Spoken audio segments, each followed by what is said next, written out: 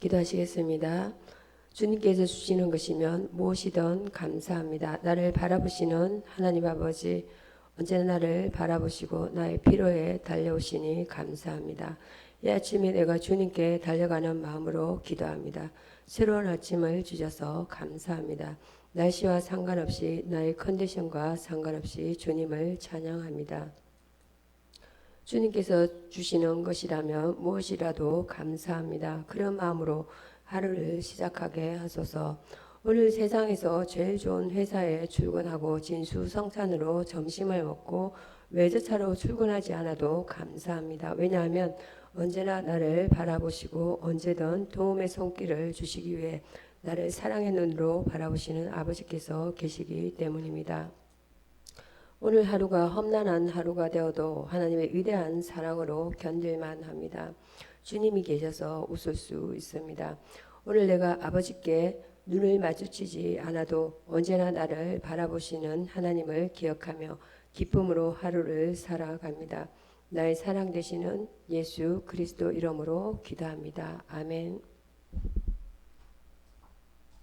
오늘의 말씀 루키서 1장 1절에서 5절 말씀 중에서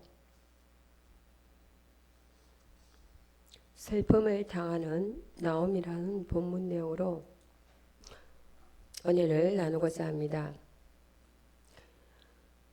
슬픔을 당하는 나오미는 1장 1절에서 5절 말씀이 이 이야기를 연대를 생각해 볼 수 있는 유일한 근거가 첫째 구절에 들어 있습니다.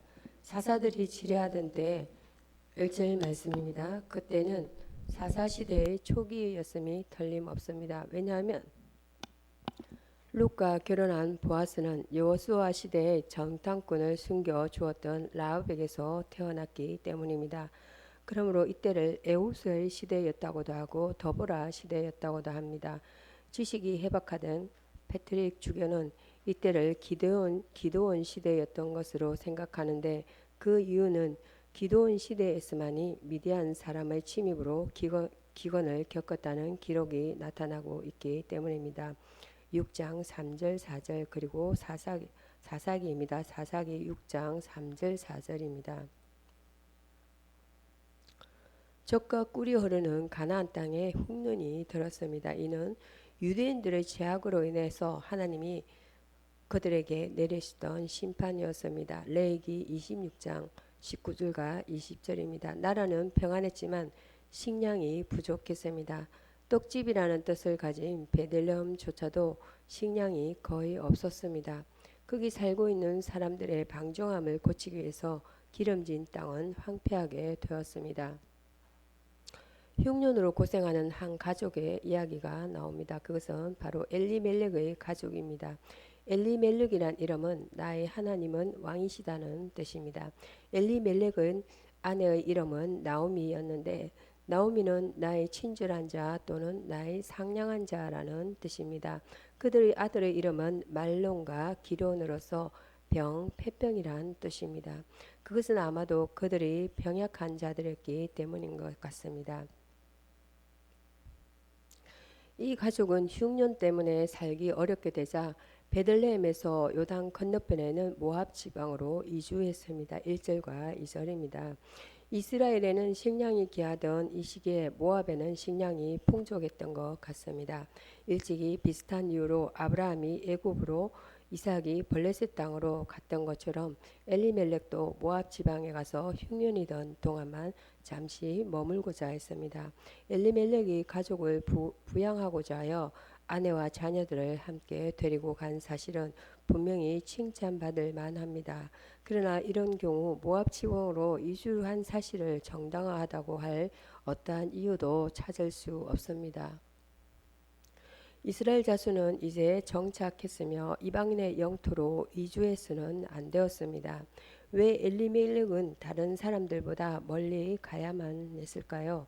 그가 만약 다른 이웃들을 잘 참아낸 그 적은 양에 만족하지 못해서라면 또는 때가 오면 다시 풍년이 오리라는 희망 속에서 살 수 없기 때문이라면 또는 풍년을 참을 수 있게 기다리지 못한 것이라면 그것은 엘리멜렉의 잘못이며 그로 인해 그는 하나님과 하나님이 주신 좋은 땅을 모독한 것이며 형제들의 손을 약하게 한 것입니다. 그는 형제들과 함께 자기의 기업을 기꺼이 지켰어야만 했습니다. 그뿐만 아니라 다른 사람들에게 나쁜 본을 보인 것입니다. 하나님이 우리에게 주신 장소에 실정을 내며 불편을 냈을 때마다 적시 그곳을 떠나는 것은 불평하기 좋아하고 신실지 못하며 침착하지 못한 사람이라는 증거입니다. 또한 그 땅을 떠난다고 해도 하필이면 왜 모압 지방으로 갔는가 잘 조사해 보았다면 이스라엘 지파가 사는 땅 중에도 풍요한 지역이 있음을 발견했을 것입니다. 예를 들어 요단 건너편의 모압 땅과 경계를 이루던 지역에 살던 지파는 풍족한 식량을 가지고 있었던 것입니다. 그에게 하나님을 위한 열심과 이스라엘인으로서 마땅히 지녀할 형제들을 위한 사랑이 있었다면 그렇게 쉽사리 혼자 떠나 모압 사람들 사이에서 살지 않았을 것입니다. 엘리멜렉이 죽은 후 두 아들은 모압 사람의 딸과 결혼합니다. 4절입니다. 이것이 옳지 못한 행위였다는 데에는 모두들 동의합니다. 시리아 역에는 그들이 이방인 아내를 취하여 하나의 율법을 어겼다고 되어 있습니다. 그들과 결혼한 여자들이 유대교로 개종했던 것 같지는 않습니다. 왜냐하면 오르바는 자기 시내로 돌아갔다고 되어 있기 때문입니다. 15절입니다. 룻이 모압 왕 에글론의 딸이었다는 유대인의 전설은 근거 없는 것입니다. 3절 말씀에 엘리멜렉이 죽고 두 아들이 죽자 나오미는 아주 비참한 상황에 빠지게 되었습니다. 남편은 죽었으며 5절 말씀에 갓 결혼한 두 아들도 죽었습니다. 시리아 역에는 그들이 이방인 아내를 얻어서 율법을 어겼기 때문에 그들의 날수가 단축되었다고 되어 있습니다. 남편을 잃자 나오미는 아들들을 더욱 의지하게 되었습니다. 남편과 두 아들을 잃었을 때 불쌍한 나오미의 심령을 어떻게 위로할 수 있을 것입니까? 아들을 잃고 가부가 되는 이 두 일이 호련히 이 말이니 누가 그를 위로하라. 이사야서 49장 9절 말씀과 51장 19절 말씀이 되겠습니다. 이렇게 절망한 자를 위로하실 수 있는 분은 하나님이시다라는 것입니다. 이어서 다음은 룻기서 1장 6절에서 18절까지 말씀, 돌아오는 나옴이라는 내용으로 오늘 말씀을 나누고자 합니다. 이스라엘 땅에 대한 나오미의 깊은 애정, 여기 6절 말씀 보면 6절 말씀에 이스라엘 땅에 대한 나오미의 깊은 애정입니다. 모압 지방에서 나오미는 안식처를 얻었으며 공공할 때 식량을 얻었지만 그것을 영원한 안식처로 삼고 싶지는 않았습니다. 하나님의 성소가 있는 거룩한 땅이 아니면 어느 곳도 영원한 안식처가 될 수 없는 것입니다. 하나님은 마침내 그의 백성에게로 돌이키셔서 자비를 베푸십니다. 마침내 하나님은 자비롭게 그의 백성을 건념하사 그들에게 식량을 주셨습니다. 하나님의 선물은 풍족합니다. 하나님이 이렇게 찾아오셔서 생명을 유지케 하는 빵을 주심으로써 우리 영혼을 살리십니다. 흉년 뒤에 이런 자비를 만난 것이 더 감동적이기는 하지만 우리가 늘 그런 자비를 누리며 흉년이 무엇인지 모른다 하더라도 그 자비를 아주 귀하게 생각해야만 합니다. 마침내 나오미는 베들레헴에 풍년이 들었다는 기쁜 소식을 듣게 됩니다. 그러자 나오미는 베들레헴에 다시 돌아가는 것 외에는 아무것도 생각할 수 없었습니다. 부득이한 이유로 좋지 못한 곳에 머무르게 되었다 하더라도 그 이유가 없어지게 된 때에는 결코 그것에 계속 머물러서는 안 됩니다. 어쩔 수 없이 하나님의 규례를 지키지 못하고 악한 사람들과 함께 있는 것은 대단한 고통입니다. 그러한 피치 못할 형편이 지나갔는데도 계속해서 그러한 환경을 선택한다면 그것은 크나큰 죄악입니다. 모압 땅은 이제 나오미에게는 슬픈 장소가 되어버렸습니다. 그러므로 이제 나오미는 가나안으로 돌아가려는 것입니다. 땅에서 실망하게 되면 하늘을 더욱 사모하게 될 것입니다. 두 며느리, 특히 그중 한 며느리가 나오미에게 보여준 애정입니다. 7절에서 18절 말씀은 나오미도 그들의 애정을 매우 고마워했습니다. 나오미가 유다 땅에서 돌아갈 때 두 며느리는 친절하게도 얼마 동안 나오미와 동행해 주었습니다. 여기에서 우리는 다음에 두 가지 사실을 알 수 있습니다. 즉 이스라엘 사람이었던 나오미는 두 며느리에게 매우 친절했으며 그들의 사랑을 받고 있었습니다. 게다가 오르바와 룻은 나오미의 친절함을 잘 알고 있었습니다. 그들을 서로 친족이 되게 해주었던 사람들은 비록 죽었으나 그들은 화목하게 살고 있었습니다. 15절 말씀에는 두 며느리는 모압 신을 섬겼으나 나오미는 이스라엘의 하나님을 섬겼습니다. 그러나 그러한 차이가 있다고 해서 서로 간의 사랑이나 친절이나 또는 친척 관계에 있어야 할 호의를 해치지는 않았습니다. 시어머니가 며느리는 종종 불화하게 됩니다. 마태복음 10장 35절입니다. 그러므로 이들이 화목하게 사는 것은 무엇보다 칭찬할 만한 일입니다. 8절에서 9절에 두 며느리가 얼마간 나오미와 동행하자 나오미는 깊은 사랑으로 그들에게 돌아가라고 권고합니다. 너희는 각각 어미의 집으로 돌아가라. 나오미는 그들에게 친정 어머니가 시어머니보다 훨씬 잘해줄 것이며 특히 친정에는 집이 있는데 시어머니인 자기에게는 자기 혼자도 귀가할 곳이 마땅치 않다는 점을 말해줍니다. 나오미는 그들을 칭찬해 주면서 보냈습니다. 나오미는 기도해 주면서 그들을 보냈습니다. 친척들과 헤어질 때 기도하면서 헤어진다는 것은 참으로 합당한 일입니다. 나오미는 축복하면서 그들을 집으로 돌려보냅니다. 시어머니의 축복을 가볍게 생각해서는 안 됩니다. 축복하면서 나오미는 이스라엘의 하나님이시며 유일한 참 신이신 여호와 이름을 두 번이나 말합니다. 그때 나오미가 며느리들에게 모든 선의 유일한 근원신 하나님을 섬기라고 했을지도 모릅니다. 그들이 다시 결혼했더라면 행복했을 것입니다. 여호와께서 너희로 각각 남편의 집에서 평안함을 얻게 하시기를 원하노라.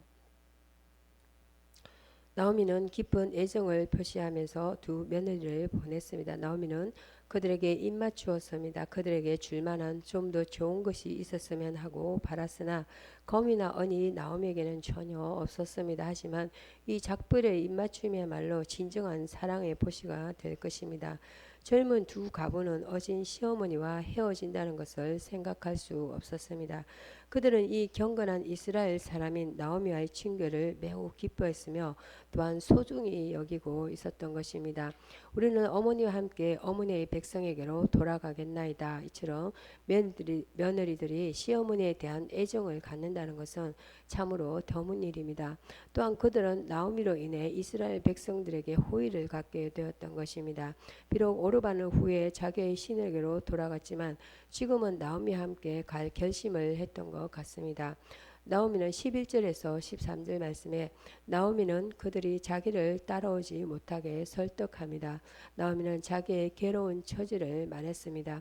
가나안에 다른 아들이 있거나 가까운 친척이 있어서 이 가부들을 결혼시킬 기대만 있었다면 이들이 베들레헴에 안락하게 정착하리라는 희망을 갖게 했을 것입니다.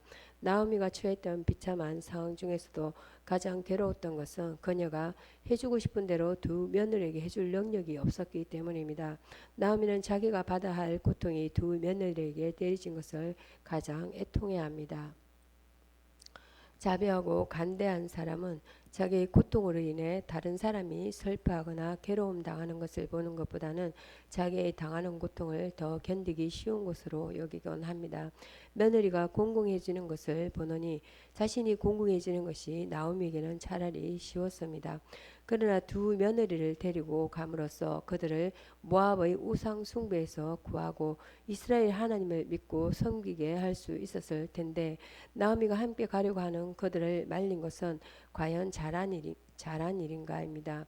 나오미는 물론 그렇게 하고 싶었습니다. 하지만 그녀는 그들이 자신과 같이 가더라도 자기가 말했기 때문에 억지로 가게 하고 싶지는 않았습니다.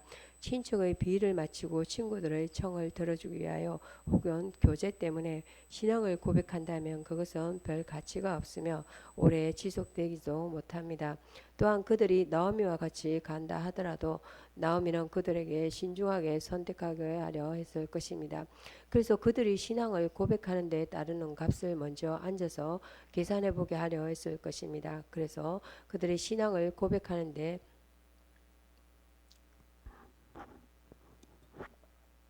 죄악에 대해서 말해주는 것이 우리에게 유익합니다. 마음의 열심을 가지고 주여 어디로 가시든지 쫓겠나이다 하고 담대히 말한 사람에게 주님은 이렇게 말씀하셨습니다. 오늘아 내가 지내는 것처럼 너도 그렇게 지낼 수 있겠느냐. 인자는 머리 둘 곳이 없다. 이것을 알라. 마태복음 8장 19절에서 20절 말씀해 보면 그런 다음에 내 마음속에 나 운명을 같이 할 생각이 드는지 생각해 보라. 나오미도 그렇게 며느리들을 대했습니다. 신중하게 생각한 뒤에 결심하게 된 생각이라면 마음속에 늘 기억될 것입니다. 성급하게 익은 것은 곧 썩게 됩니다. 14절 말씀해 보면 오르바는 고향과 친지들이 강력하게 부르는데 마음이 기울자 자기의 부패한 성향에 쉽사리 굴복하여 친척과 고향과 친족과 아버지의 집으로 돌아갔습니다. 그들은 소리를 높여 다시 울었으며 나오미가 애틋하게 한 말에 몹시 감동되었습니다. 그러나 두 며느리가 받은 감동은 서로 달랐습니다. 그들이 가나안으로 가게 되면 틀림없이 불편을 겪게 되리라고 한 나오미의 말은 오르바를 모압 지방으로 돌아가게 했습니다. 하지만 루스의 경우에 있어서는 그녀의 결심을 더 굳게 했을 뿐이었습니다. 오르바는 시어머니에게 입맞추었습니다. 저 애정어린 작별을 영원히 구한 것입니다. 오르바의 입맞춤은 나오미에 대한 애정을 나타내며 나오미와 헤어지기 싫어한 것이 보여줍니다. 그러나 나오미 때문에 자기 고향을 떠날 만큼 나오미를 사랑한 것은 아니었습니다. 이처럼 많은 사람이 그리스도를 귀히 여기며 그리스도를 사랑하지만 그로 인해 구원 얻는 데까지는 나오지 못합니다. 왜냐하면 그리스도를 위해 다른 것들을 버릴 마음이 일어나지 않기 때문입니다. 그들은 그리스도를 사랑하지만 그리스도를 떠나게 됩니다. 왜냐하면 그들은 그리스도를 충분히 사랑하지 않으며 다른 것들을 그리스도보다 더 사랑하기 때문입니다. 그래서 그 젊은 청년 역시 건심하여 그리스도를 떠났던 것입니다. 마태복음 19장 22절입니다. 그러나 룻은 그를 쫓았더라. 그녀가 집을 떠날 때부터 이미 나오미를 따르기로 결심했는지 여부는 나타나지 않습니다. 나오미는 룻에게 돌아가라고 설득하며 동서의 예를 들어 더욱 권고합니다. 너도 동서를 따라 돌아가라. 즉 언젠가 돌아가고자 한다면 지금 돌아가라. 이는 너의 지조에 대한 최대의 시련이다. 이 시련을 극복하면 너는 영원히 내 사람이다. 이렇게 말씀. 16절에서 17절은 룻은 결코 나오미를 버리지 않을 것이며 자기 고향과 옛 친척들에게 돌아가지 않을 것이라는 변함없는 결심을 엄숙히 선언함으로써 논쟁을 끝냅니다. 누구도 이 말보다 더 단호하게 용감하게 말할 수는 없습니다. 룻의 동서는 가버렸지만 룻에게는 또 다른 용기와 할 말이 있었던 것 같습니다. 이것은 더 나은 것을 선택하도록 마음을 움직이시는 하나님의 은총의 한 복이입니다. 룻은 시어머니에게 더 이상 가라는 말은 하지 마시라고 간청합니다. 나로 어머니를 떠나며 어머니를 따르지 말고 돌아가라 강권하지 마옵소서. 결코 나오미를 버리지 않고 끝까지 나오미를 따르겠다는 룻의 결심은 매우 특별한 것이었습니다. 즉 룻은 하나님과 하늘나라를 섬길 결심을 말하고 있는 것입니다. 첫째, 룻은 나오미와 함께 가려고 합니다. 즉 어머니께서 가시는 곳에 나도 가겠나이다. 비록 그것이 내가 한 번도 본 적이 없는 나라이며 또한 내 고향에서 멀리 떨어진 곳이라 할지라도 어머니와 함께 가는 길이라면 어떤 길이든 즐거울 것입니다. 둘째, 룻은 나오미와 함께 기거하려고 합니다. 어머니께서 유숙하시는 곳에 나도 유숙하겠나이다. 비록 오두막집에 묵는다 하더라도 아니 야곱이 돌로 베개를 삼았던 곳보다 못한 곳에 묵는다 하더라도 나는 따르겠나이다. 셋째, 룻은 나오미와 이해관계를 같이 하려고 합니다. 즉 어머니의 백성이 내 백성이 될 것입니다.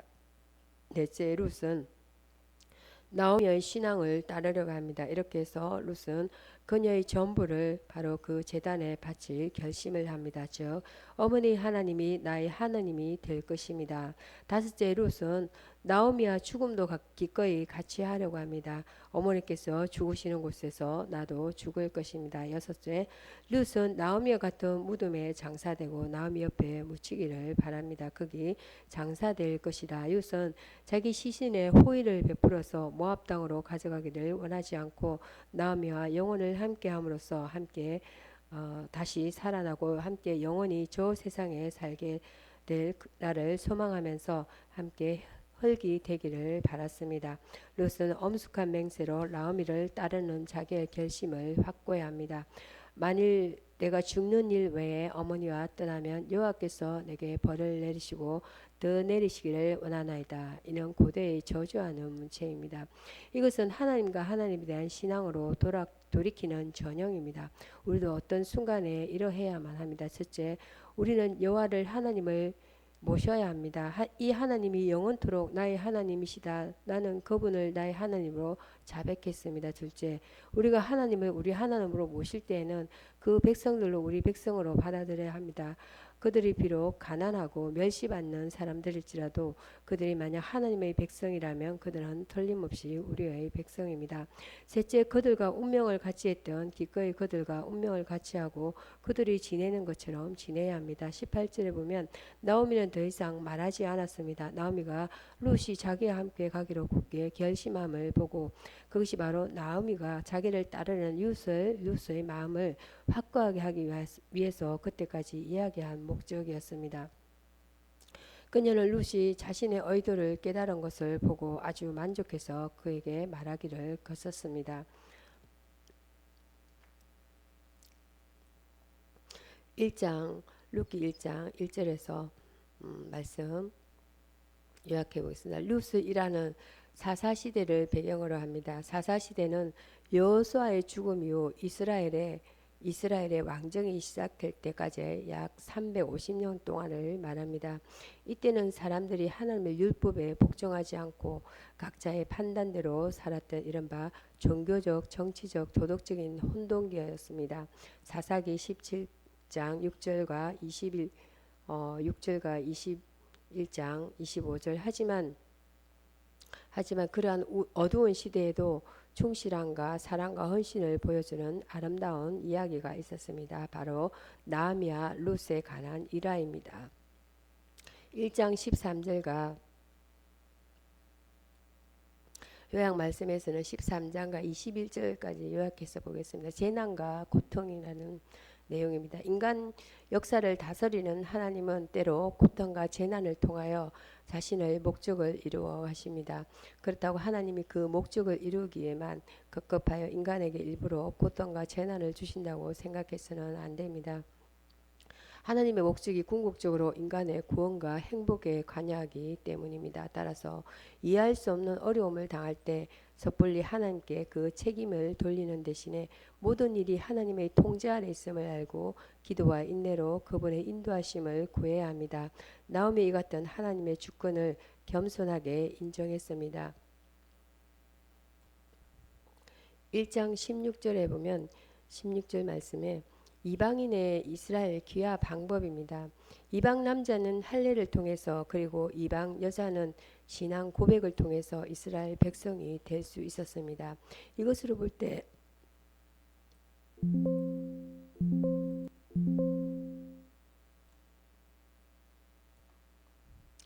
당시 이스라엘 사회는 폐쇄적이 아닌 개방적인 성격을 띠고 있었음을 알 수 있습니다. 따라서 룻은 이방 여자였지만 여호와께 대한 신앙 고백으로서 이스라엘 백성의 일원이 되었습니다.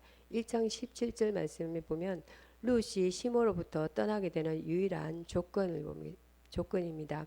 룻은 죽음만이 시므로부터 자신을 떠나게 되는 유일한 조건이라고 하였습니다. 그리고 룻은 이것을 여호와의 이름으로 맹세하였습니다. 당시 건동의 이방인들은 엘로힘으로 신을 호칭하였고 여호와는 히브리인들만 사용했는데 여기서 룻이 이방 여인으로서 여호와라는 이름을 사용했다는 점은 하나님께 대한 신앙을 가지고 있었음을 의미합니다. 6기의 내용은 1장에서 4장의 내용을 보면 본서의 역사적 배경은 죄의 악순환으로 인해 혼란이 거듭되는 사사 통치기로서 한 연약한 젊은 미망인 룻이 시련과 역경 속에서도 하나님의 진리를 굳게 지키고 그 나오미에게 헌신을 바침으로써 하나님께 복을 받아 다윗 왕가의 일원이 됨을 기록하고 있습니다. 이런 루스의 이야기를 통해서 본서에서 주고자 하는 교훈은 아무리 어둡고 혼란한 시기라 할지라도 그에게 휩쓸리지 않고 신앙의 정도를 걸으며 역경을 믿음으로써 이겨낼 때 하나님은 그 믿음에 합당한 복을 내려주신다는 점입니다. 룻기 1장에서 4장 말씀에 1장에서 4장 말씀 루스의 얘기를 통해 가르쳐 주고자 하는 교훈이 있습니다. 아무리 어둡고 혼란한 시기라 할지라도 그에 휩쓸리지 않고 신앙의 정도를 걸으며 역경을 믿음으로써 이겨낼 때 하나님은 그 믿음에 대한 축복을 내려주신다고 다시 한번 언급해드리고 있습니다. 소소의 무리일지라도 하나님은 그 남은 자들을 통해서 오늘도 구원의 역사를 계속하고 계십니다. 여기서 룻기서의 내용을 보겠습니다. 1장에서 4장까지 룻기서의 내용을 보겠습니다. 본서의 역사적 배경은 죄의 악순환으로 인해 혼란이 거듭되는 사사 통치기로 한 나약한 젊은 미망인 룻이 시련과 역경 속에서도 하나님의 진리를 굳게 지키고 그의 시모 나음에게 헌신을 바침으로써 하나님의 축복을 받아 다윗 왕가의 일원됨을 기록하고 있습니다. 앞에서 말씀드린 내용을 언급하고 있습니다. 1장 1절에서 21절까지 내용에서 나오미가 이런 것은 여기서 몇 가지가 있습니다. 나오미가 무엇을 잃었습니까? 3절 말씀에 보면 남편을 잃었습니다. 5절 말씀에 보면 또 아들들을 잃었습니다. 8절과 15절 말씀에는 신앙적 열심을 잃고 말았습니다. 13절에 보면 하나님의 보호하심을 잃어버렸습니다. 14절에는 자부 오르바를 잃었습니다. 20절에는 또 즐거움을 잃고 21절에 하나님의 축복을 또 잃었습니다.